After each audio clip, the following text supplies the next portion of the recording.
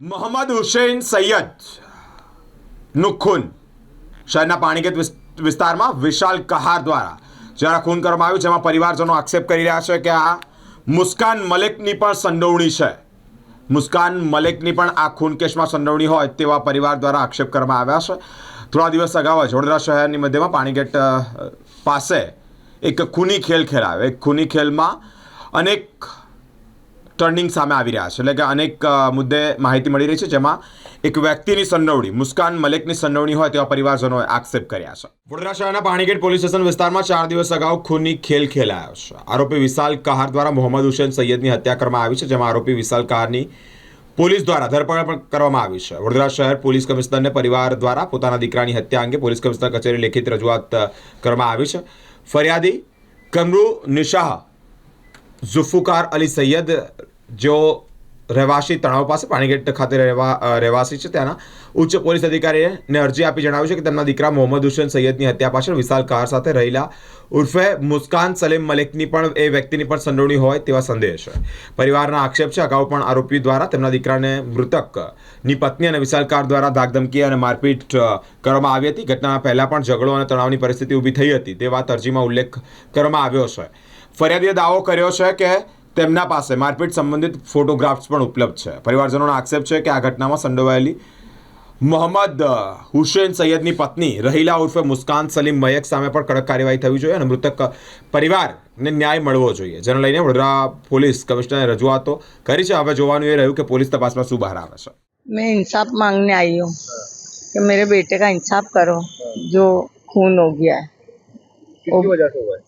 वो मुस्कान के वजह से हुआ है. अच्छा, तो क्या न्याय है? क्या सजा बस मिली? यही कि मेरे बेटे के साथ ऐसा हुआ, किसी के बेटे के साथ ऐसा हो गए ना. और ये जो भी है उनको पकड़ो, उनको सजा दो कि कभी किसी के बेटे के साथ ऐसा करे नहीं. क्या नाम है तुम्हारा? मेरा नाम कमरुन निशा है. મારું નામ ઇમ્તિયાઝ ખાન છે.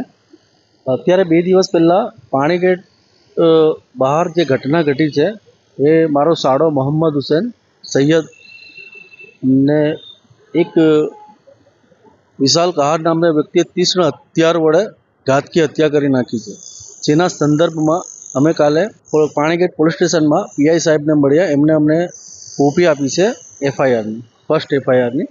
તો એ અમે વાંચી છે, જેની અંદર અમને શંકા છે કે આની જે હત્યાની પાછળ મુખ્ય કારણ જે મહિલા છે રાહિલાબેન ઉર્ફે મુસ્કાન, એ મુખ્ય સૂત્રધાર છે. તો અમારી માંગણી છે કે એને પોલીસ અરેસ્ટ કરે અને ગિરફ્તાર કરે, એની તપાસ કરે. તો કે અમને એવું લાગે છે કે આ જે ઘટના ઘટી છે એનું મુખ્ય કારણ જ એ છે ને એને જ બને એ માણસને ઉશ્કેર્યું છે. અમારી માંગણી છે કે એને જલ્દથી જલ્દ એને ગિરફ્તાર કરે અને એની વિરુદ્ધ તપાસ કરી અમને યોગ્ય ન્યાય આપે. અને આજે મુસ્કાન છે તે તો જે મૃતક છે તેની મિસિસ હતી ને? મૃતકનું મિસિસમાં 2023માં એની ડાયવોર્સ થઈ ગયેલો.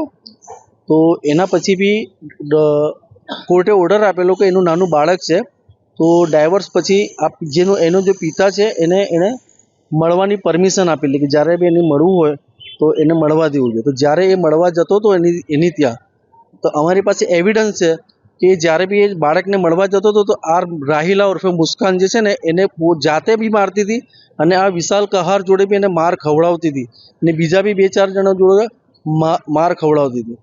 તો એટલે અમે શંકા છે કે અત્યારે બી આ જે ઘટના ઘટી છે ને એની પાછળ મુખ્ય સૂત્રધાર આ રાહિલા ઉર્ફે મુસ્કાન છે. તો અમારી માંગણી છે કે એને જલ્દથી જલ્દ પોલીસ ગિરફ્તાર કરે અને યોગ્ય તપાસ કરે. શું નામ તમારું? મારું નામ ઇમ્તિયાઝ પઠાણ છે.